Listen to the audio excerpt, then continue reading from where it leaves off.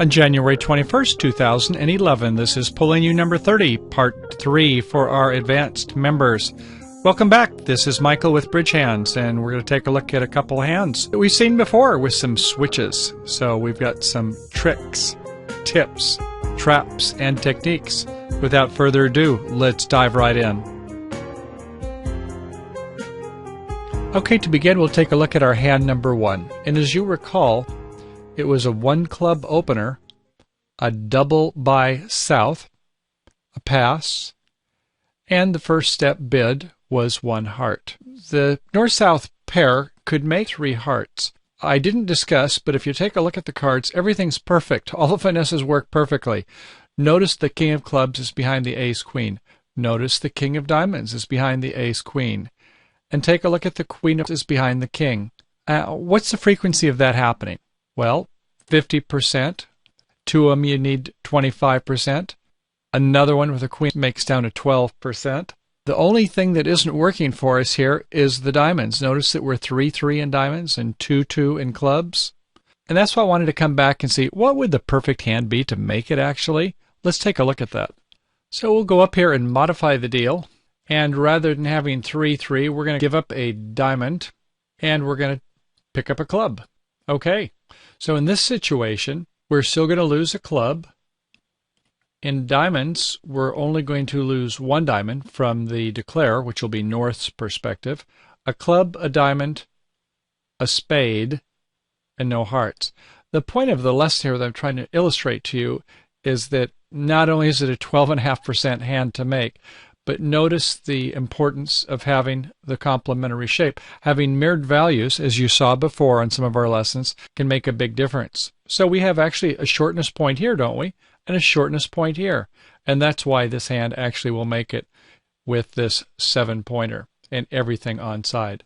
Another thing I wanted to discuss was opener's bid. We said opener bid a club, but really?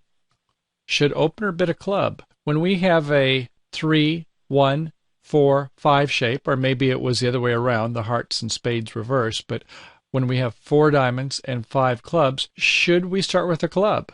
Well, you'll recall what happened. It started 1 club, a double, a pass, a heart. There was no rebid available for the opener. If the opener had started with a diamond, let's just talk about that a second. 1 diamond, let's say that there was a bid made down here, no bid over here, a bid made over here. We could then come back and rebid 2 clubs. Yes, we like to bid our longer suit first, but when you have this very awkward 4 diamond, 5 club hand, I wanted to talk about that for just a minute.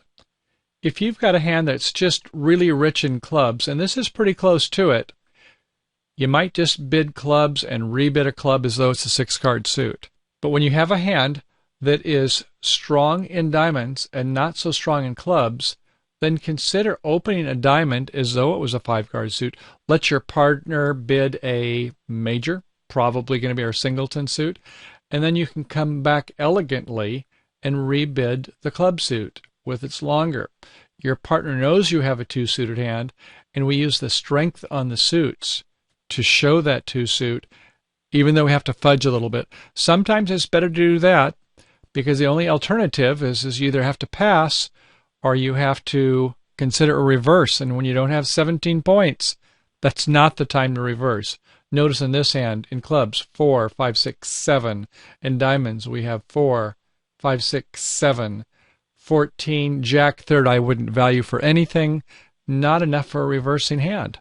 Okay, I just want to be sure we covered a couple things that might become useful, even though we're not talking about doubles, is just planning your rebids. Next, let's take a look at hand number 3.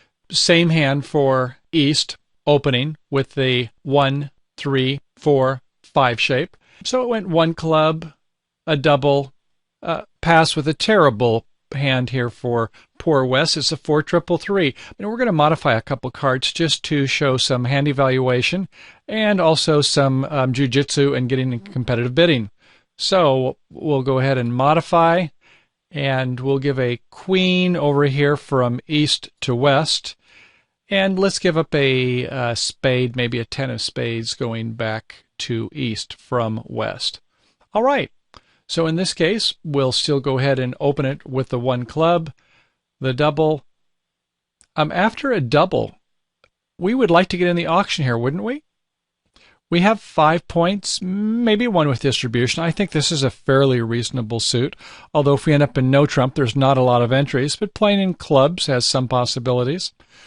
We might want to add a distribution point and bid 2 clubs, even if partner's got 3. This is a nice holding. We have 3 of the top 6 right in our own hand here. So I would say 2 clubs would be a very reasonable possibility. But let's say it wasn't the queen. Let's say we put the queen back and grabbed a 2. How about now? 1 club, double. A competitive interference bid by modern bidders would be to go 3 clubs. 3 clubs to say, I'm weak and I want to obstruct the bidding. It's like opening a preempt. In this case, though, with our partner's cooperation showing 3 or more, we might want to consider after a double is being obstructive and 3 clubs is not invitational to game after a double. Instead, it's a preemptive bid. At this point, North isn't going to really be able to come in the bidding. And even though they have game values, this can be very difficult to find. The only thing the caution would be is that when you're vulnerable versus not, be careful making these bids. They may double you and you may go down for 200, 500, 800, a telephone number, 1100 or worse. So be careful with these bids when you're vulnerable, especially vulnerable versus not. But when you have a non-vulnerable, you have some impunity to go ahead and make some of these obstructive bids. Maybe keep the opponents out of game. And so a good thing to consider when you have these competitive auctions with more values like the one we saw before, which was where the queen was over here, then we would probably just do a simple overcall, simple raise to 2 clubs. With less, bid more. Watch your vulnerability. Okay? And let's make one final change on an auction that comes up from time to time that I see players don't seem to get right. Let's go ahead and from East, we'll go ahead and grab a club, maybe a jack of clubs, and we'll give up a spade. Okay, so in this case, the auction proceeds. 1 club, double with this huge 20-point hand. Let's say this time that East bids a diamond, so we're going to go ahead and get a diamond over here and give up a spade.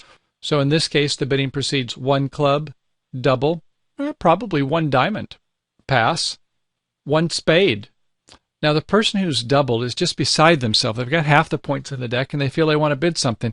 And I see some people come up with a 2 no trump bid. Well, you don't need to do a 2 no trump bid. 1 no trump is sufficient. So I've got stoppers and diamonds, I've got stoppers and clubs, I've got half the points in the deck. Come on, partner, please help me. 1 no trump will do it. When you bid 1 no trump, you're showing half the points in the deck. And a lot of people think you need to bid more strongly to invite game.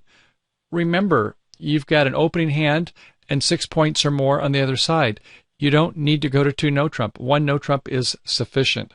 And it's not an unusual bid. It's not shape showing. It's just showing pure strength. Okay? And after a 1 no trump bid, then the big question is what does partner do with 5 hearts? Do you play systems on or not in these auctions? If you play systems on, it would be a 2 diamond bid saying, partner, I'm transferring to hearts. Otherwise, North needs to bid 2 hearts if you're not playing systems on without transfers. And so the point of this is always try to get generalized partnership agreements. So when you say we play systems on, is it always, always, always on? Or is it not on sometimes? Such as when partner does a balancing no trump and pass out seat. Try to get some general agreements on these. When you're starting off, keep it simple. Just go ahead and North seat. Probably not playing transfers. You're not playing with a better duplicate player. And you would just go ahead and bid the hearts naturally. But the point is, number 1, when you have this big 19, 20-point hand or so, and the auction's going back and forth with your opponents, you've done a double, you can't get in, just bid 1 no trump. That's enough. You just want to go ahead and get your part score. Well, bridge friends, I think that ends the session this week on Takeout doubles. There's a lot more that always can be learned, but I think you've got the basics in hand. So, next week we'll be into negative doubles, coming soon to a theater near you. Thanks for coming, have a great weekend, and we'll see you next week. Happy trails to you until we meet again.